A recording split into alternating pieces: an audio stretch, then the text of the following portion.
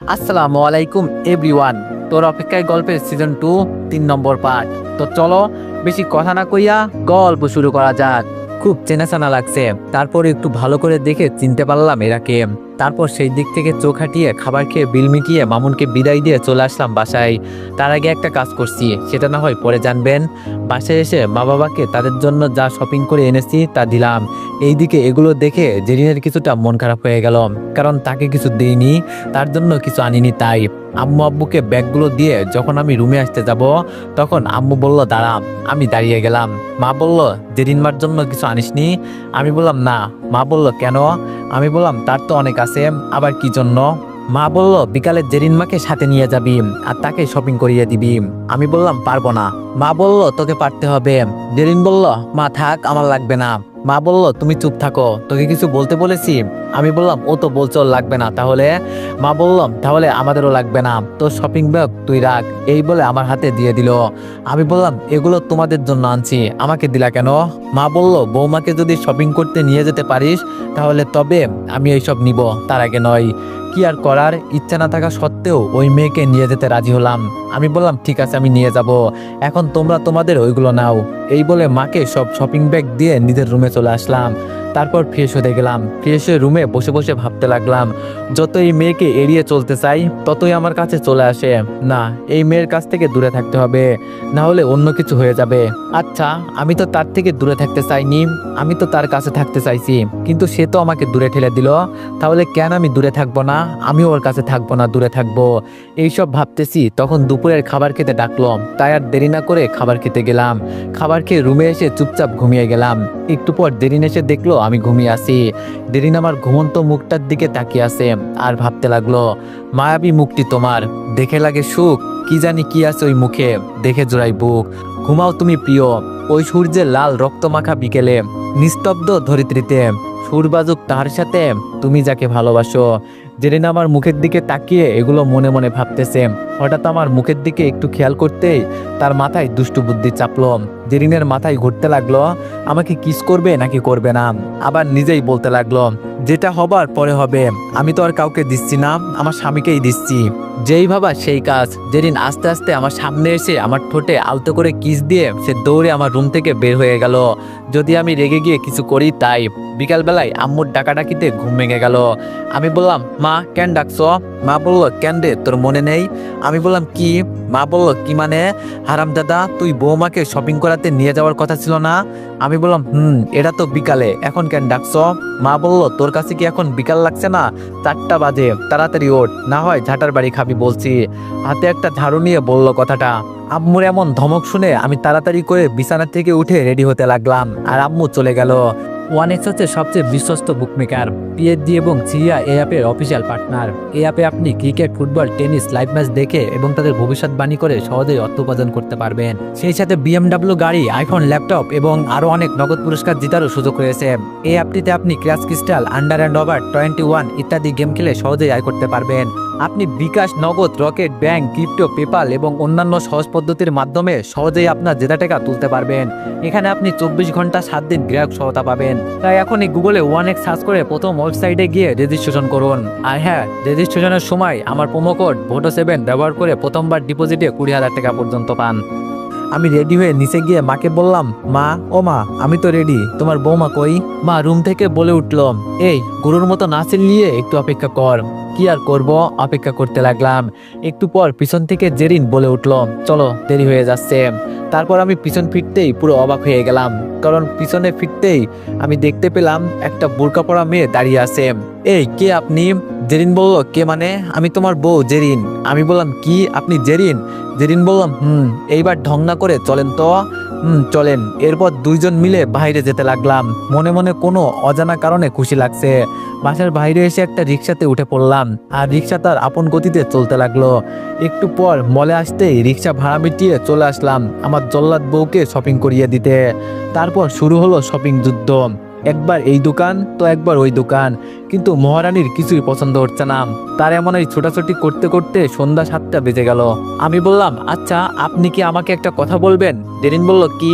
আমি বললাম এই যে 3 ঘন্টা ধরে এই দোকান থেকে ওই দোকানে ঘুরতেছেন, কিছু নিচ্ছেন না কেন? জেরিন বলল, কিছু পছন্দ হচ্ছে না তাই নিতে পারছি না। আমি বললাম, এটা অনেক আগে বলতে পারতেন, তাহলে আগে চলে যেতে পারতাম। জেরিন বললাম, এটা বললে প্রিয় মানুষের সাথে কি ঘোরা যেত? তাছাড়া আপনিও আগে জিজ্ঞেস করতে পারতেন, আপনি কেন করেননি? এর এমন কথা শুনে ইচ্ছে করছে এখানে একটা লাগিয়ে দিতে, মানে থাপ্পড় আর কি। আমি বললাম, এই এত কথা না বলে বাড়ি চলতো, তোর এমন ঢং আমার সহ্য হচ্ছে না। জেরিন বলল, বাড়িতে যেতে পারি, কিন্তু আমার হাতে যদি শপিং ব্যাগ না দেখে তাহলে আম্মু কি করবে সেটা তো আপনি জানেনই। আমি বললাম, আরে মেরি ধ্যাত ধ্যাত, কি যে করি এই আপদটাকে নিয়ে। আচ্ছা এখন কি করলে আপনি শপিংটা করবেন? জেরিন বলল, বেশি কিছু না, আমি তোমার হাত ধরে হাঁটবো আর তুমি আমার জন্য জামা পছন্দ করে দিবে। আমি বললাম, না এটা কখনোই সম্ভব না। জেরিন বলল, তাহলে আমার শপিং করার কোনো সম্ভাবনা নেই। আমি কপালে থাপড়াতে লাগলাম নিজের, হাই আল্লাহ, আমি এই কোন ঝামেলায় পড়লাম। জেরিন বলল, আমি তো মাকে বলবো, উনি আমাকে শপিং করিয়ে দেয়নি। আমি বললাম, আচ্ছা বাবা থাম, আর কিছু করা লাগবে না, নে আমার হাত ধর আর আমি তোকে জামা পছন্দ করে দিই। বাবা, জীবনে বেঁচে থাকলে তোকে নিয়ে শপিং করাতে আসবো না আর। জেরিন একটু হেসে বললাম, এখন চলো আমার জান। এতির এমন ঢং দেখে ইচ্ছে করছে অনেক কিছু করতে, কিন্তু কিছু করতে পারছি না। যাই হোক, অনেক কষ্ট করে ডাইনিরে শপিং করিয়ে দিলাম, তারপর বাসায় চলে গেলাম। বাসায় এসে ফ্রেশ হয়ে কিছুক্ষণ আরাম করার পর খাবার খেয়ে আমি সোফায় শুয়ে পড়লাম।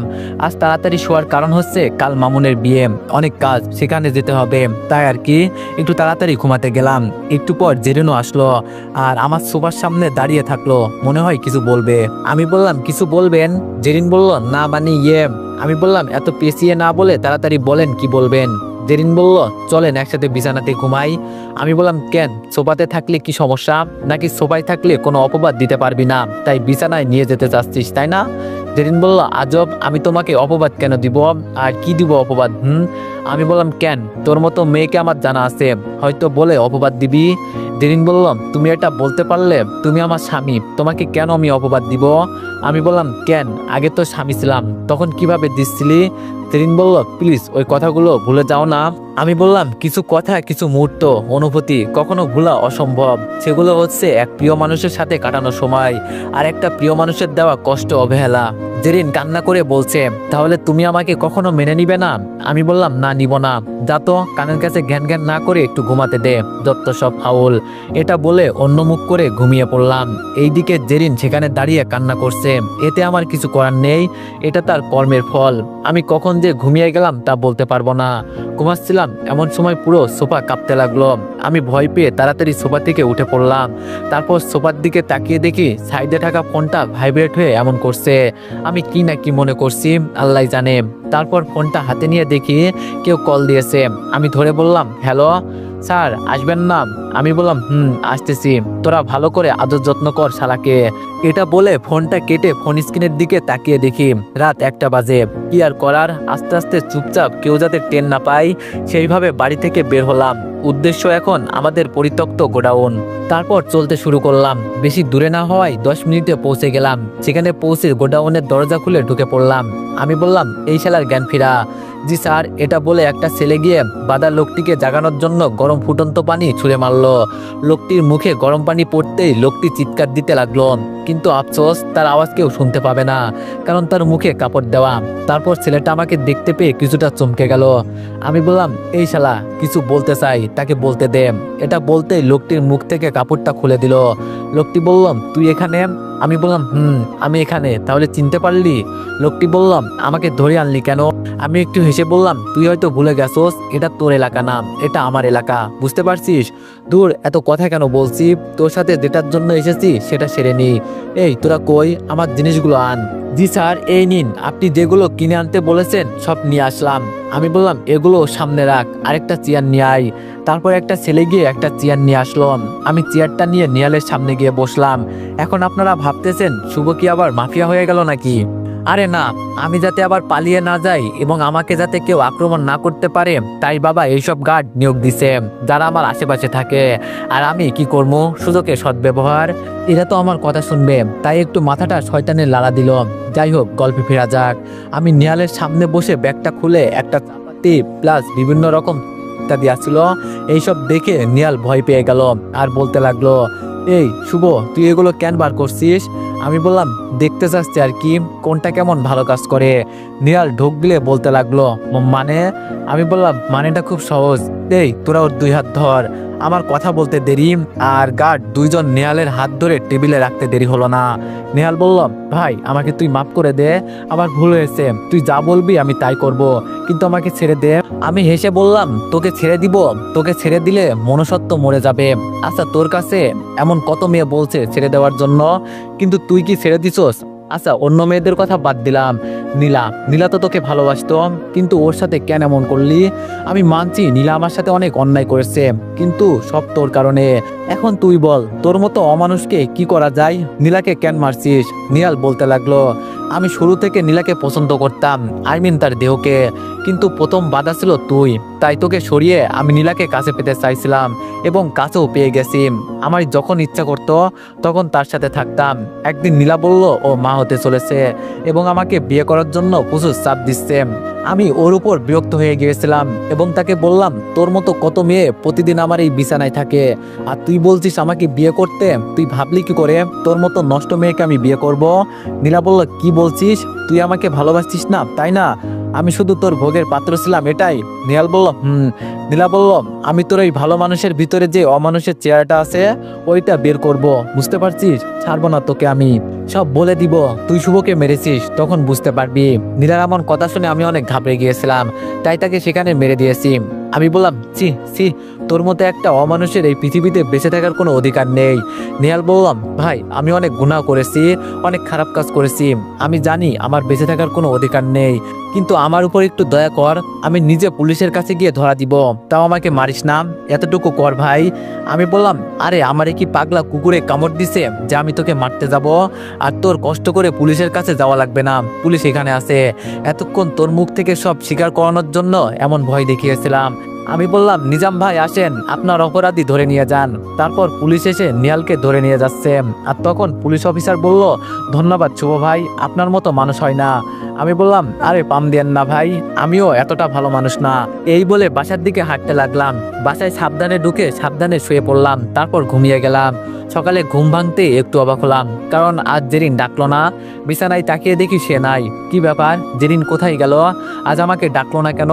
পরক্ষণে বললাম, যাই হয়েছে ভালো হয়েছে, মনে হয় কালকের কথা মাথায় ঢুকছে, না হলে ডাকতে ডাকতে মাথা খেয়ে ফেলতো। এইসব ভাবতে ভাবতে ফ্রেশ হতে গেলাম। ফ্রেশ হয়ে রুমে আসতে ছোপায় থাকা ফোনটা বেজে উঠলো। স্ক্রিনে তাকিয়ে দেখি মামুন। আমি বললাম, হ্যালো মামুন। মামুন বলল, রাত তোর মামুন, কয়টা বাজে, এখনো আসলি না যে? আমি বললাম, আরে রাগিস কেন, আসবো আর কি, মাত্র ঘুম থেকে উঠলাম, এখন অনেক সময় আছে। মামুন বলল, শালা এইদিকে দুপুর হয়ে যাচ্ছে, আর উনি বলে এখনো সময় আছে, আঙ্কেল আন্টি চলে এসেছে, তাড়াতাড়ি আয়। আমি মামুনের এমন কথা শুনে কয়টা বাজতেছে এটা দেখতেই স্ক্রিনে তাকাতেই আমি অবাক, কারণ 10:30 বাজে। দোস্ত আমি আসতেছি ভাই, রাগ করিস না, এটা বলে ফোন কেটে তাড়াতাড়ি রেডি হতে লাগলাম। আর ভাবতে লাগলাম, মা বাবা চলে গেছে, মানে তাহলে জেরিন কেন যায়নি? এটা বলতে কোথা থেকে যেন জেরিন রুমে ঢুকলো। জেরিন বলল, ও এখন সময় হয়েছে ঘুম থেকে ওঠার? আমি বললাম, হ্যাঁ সময় হয়েছে, তাতে আপনার কি? জেরিন বলল, আমার কিছুই না, রেডি তো হয়ে গেছেন, একটু দাঁড়াও আমিও রেডি হয়ে নি। আমি বললাম, আপনি কেন রেডি হবেন? জেরিন বলল, ও মা বিয়েতে যাব না? আমি বললাম, তো বিয়েতে যখন যাওয়ার এত ইচ্ছা, মা বাবার সাথে যাননি কেন? জেরিন বলল, মা বাবা আপনার সাথে যেতে বলেছে। আমি বললাম, মা বাবা বলেছে আমার সাথে যেতে, তাই যেতে হবে? ভেয়া কোথাকার, নিচে আসেন তাড়াতাড়ি। আমি কথাটা বলে নিচে গিয়ে ফোন টিপতে লাগলাম। এইদিকে আমার এমন কথা শুনে জেরিনের চোখ দিয়ে পানি পড়তে লাগলো। যেই ছেলে আমার মুখের উপর কথা বলতো না, সেই ছেলে আজ আমাকে কষ্ট দিয়ে কথা বলে। আজ বুঝতে পারছি, ভালোবাসার মানুষের দেওয়া কষ্ট অবহেলা সহ্য করা যায় না। ইচ্ছে করছে নিজেকে শেষ করে দিতে, কিন্তু কোনো অজানা শক্তির জন্য পারছি না। এইদিকে আমি ফোন টিপতেছিলাম, তখন আমার গার্ড কল দিয়ে বলল, ভাই নিহালকে তো ইনকাউন্টার করা হয়েছে। আমি কিছুটা অবাক হলাম, কেন করছে? লোকটি বলল, ভাই সে নাকি পালিয়ে যেতে চাইছিল, তাই গুলি করা হয়েছে, এতে পিঠে গুলি লাগার কারণে মারা গিয়েছে। আমি বললাম, ও যার যেটা প্রাপ্য সেটা পেয়েছে। কার কি প্রাপ্য? হঠাৎ পিছন থেকে কথাগুলো বলাই একটু ভয় পেয়ে গেলাম। পিছনে ফিরতেই দেখলাম জেরিন।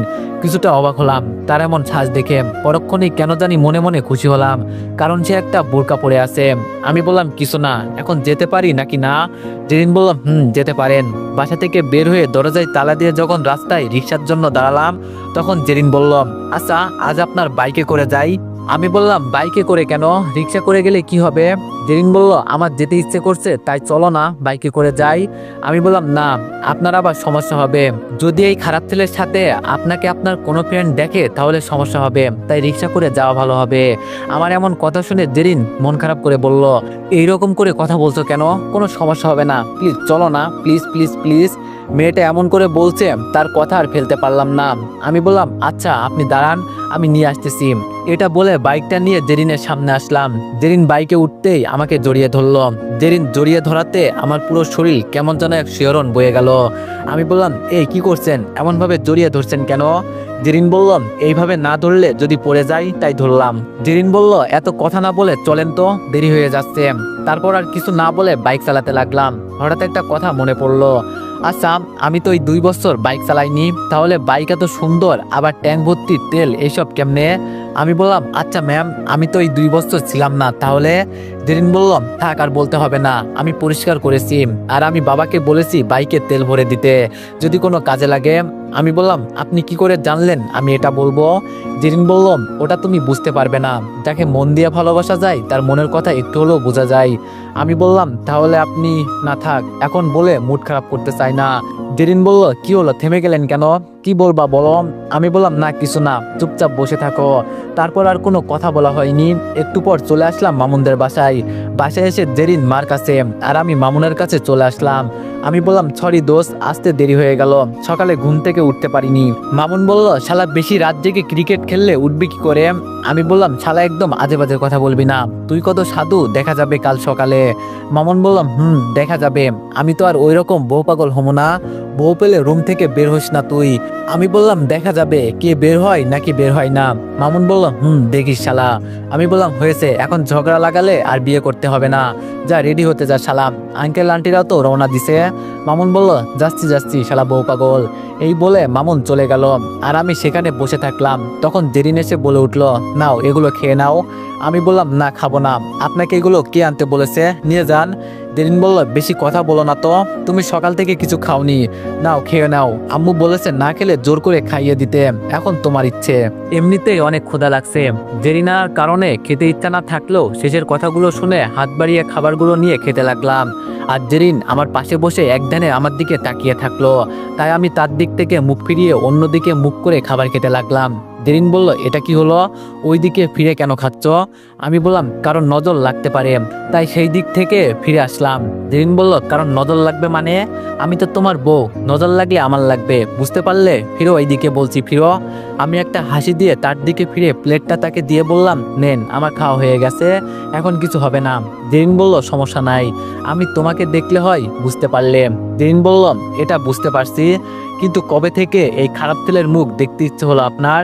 না মানে এক সময় একজন বলেছে আমার চেহারা নাকি তার দেখলে ঘৃণা হয়, আমাকে বিয়ে করা নাকি তার জীবনের প্রথম ভুল। জেরিন বলল শুভ, এগুলো এখানে না বললে নয় কি? আমি বললাম আমি কি বলছি, আমার কথার চেয়ে অনেক ভালো কথাও আছে। আমি তো আর কারোর মতো পাবলিক প্লেসে ক্যাম্পাসে অপমান করছি না, এখানে তো কেউ নেই। জেরিন বলল প্লিজ আর লজ্জা দিও না, তোমার কথাগুলো বুকে গুলির মতো করে লাগে। আমি বললাম আমার এমন হতো বুঝলে। তখন পিছন থেকে মামুন বলে উঠল প্রেম প্রীতি পরেও করতে পাবা দোস্ত, চলো এখন বউ আনতে হবে। আমি বললাম শালা একটু ধৈর্য ধর না, এত উতলা কেন হয়ে আছিস বিয়ে করার জন্য? তুই বুঝতে পারছিস না, তুই যে কুরবানি হয়ে যাচ্ছিস, বুঝতে পারলি? মামুন বলল হয়েছে, আর জ্ঞান দিতে হবে না, নিজে মধু খাচ্ছে আর আমাকে বলে কুরবানি হয়ে যাচ্ছি।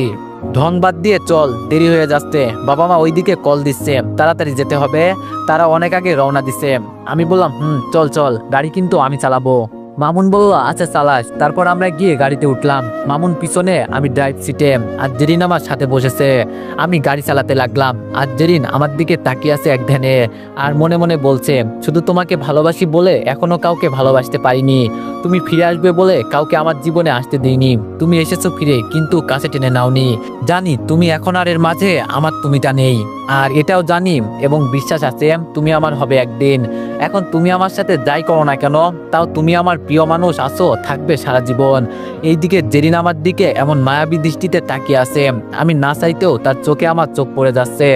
মামুন বলল হাই আল্লাহ, মোরে কোথায় ফেলাইলাম, এখন বিয়ে করতে যামু, তাও আবার এদের রোমান্স দেখতে দেখতে। মামুন বলল, ভাই গাড়ি থামা। মামুনের এমন কথা শুনে বললাম, কিরে কি হয়েছে? মামুন বলল, শালা বিয়ে করানোর জন্য নিয়ে যাচ্ছিস নাকি কবর দেওয়ার জন্য নিয়ে যাচ্ছিস? তোরা যেইগুলো শুরু করছিস আমি আর বিয়ে করতে যেতে হবে না, একেবারে কবরে যেতে হবে মনে হচ্ছে। তুই গাড়ি থেকে নাম, গাড়ি আমি চালাতে পারবো। মামুনের এমন কথা শুনে আমি জেরিন দুজনেই একটু লজ্জা পেলাম। মামুন বলল, হাই রে আমার লজ্জাপতি বন্ধু, গাড়ি ঠিক মতো চালা। আমি বললাম, চালাচ্ছি। তারপর তিনজন নানান গল্প করতে করতে প্রায় 3 ঘন্টা পর পৌঁছে গেলাম।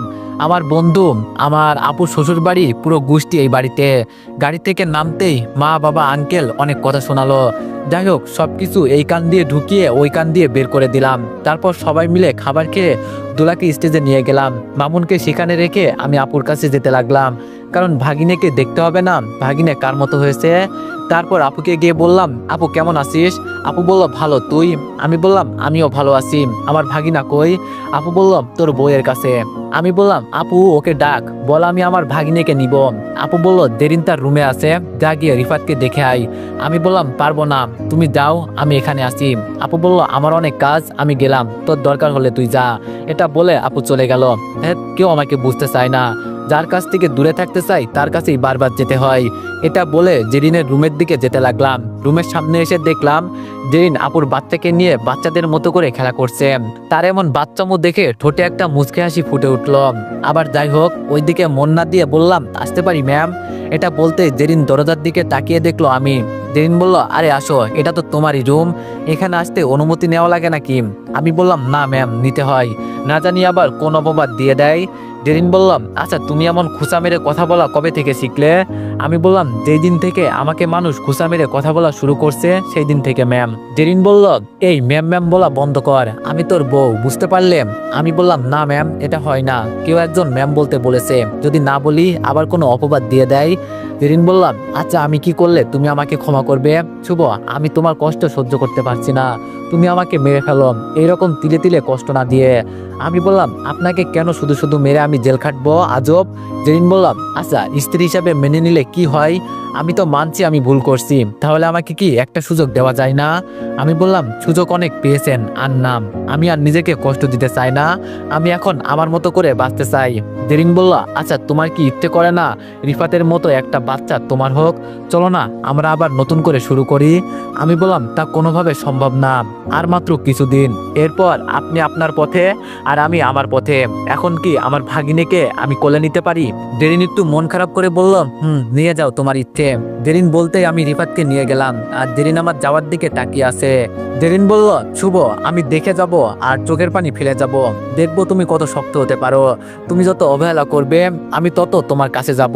আমি তোমাকে আমার করে ছাড়বো, আমার ভালোবাসা দিয়ে তোমার অভিমান ভেঙে চুরমার করে ফেলবো। তারপর আমি রিফাতকে কোলে নিয়ে হলরুমে এসে একটা জায়গায় বসে রিফাতের সাথে খেলা করতে লাগলাম। ভাগিনা হয়েছে আমার মতো, এখনো কথা বলতে পারে না, কিন্তু বোঝা যাচ্ছে অনেক শান্ত হবে। রিফাতের সাথে খেলা করছি, এমন সময় অচেনা একটা মেয়ে এসে বলতে লাগলো, হাই কেমন আছেন? আমি মেয়েটার দিকে একবার তাকিয়ে আবার রিফাতের সাথে খেলা করতে করতে বললাম, ভালো আছি, আপনি? মেয়েটি বলল, আমিও। আচ্ছা আপনার নামটা কি জানতে পারি? আমি বললাম, শুভ। মেয়েটি বলল, নাইস নেম, আমারটা কি জিজ্ঞেস করবেন না? আমি বললাম, আমার ইচ্ছে নেই কারণ নাম জিজ্ঞেস করার, বুঝলে? মেয়েটি বলল, ও ভাব দেখাচ্ছেন আমার সাথে? আমি বললাম, যেটা ভাবতে পারেন, তাই না রিফাত? এইদিকে একটা মেয়ে আমার সাথে কথা বলছে, এটা জেরিন দেখে রাগে ফুসতেছে, কিন্তু কিছু বলছে না, কারণ সে দেখতে চায় আমি কি করি। মেয়েটি বলল, যাই হোক, আমার নাম রিমা, কি করেন? আমি বললাম, বউকে নিয়ে নাচতেছি। রিমা বলল, মজা করেন? আমি বললাম, আজব, আপনি আমার কি হন যে আমি আপনার সাথে মজা করতে যাব?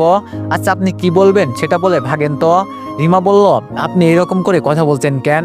আর বলার তো অনেক কিছু আছে, কিন্তু কি করে যে বলি? আমি বললাম, আরে কি বলবেন সেটা বলেন। রিমা বলল, আসলে আমি মানে আপনার নাম্বারটা দেওয়া যাবে? আমি বললাম, কেন, আমার নাম্বার কেন? রিমা বলল, এমনি কথা বলার জন্য। আমি যখনই কিছু বলতে যাব তখনই পিছন থেকে জেরিন এসে রেগে বলতে লাগলো। তো এভরিওয়ান, সবাই নেক্সট পার্টের জন্য অপেক্ষা করো, আর সবাই একটু বেশি বেশি লাইক আর কমেন্ট করে দিও। ধন্যবাদ।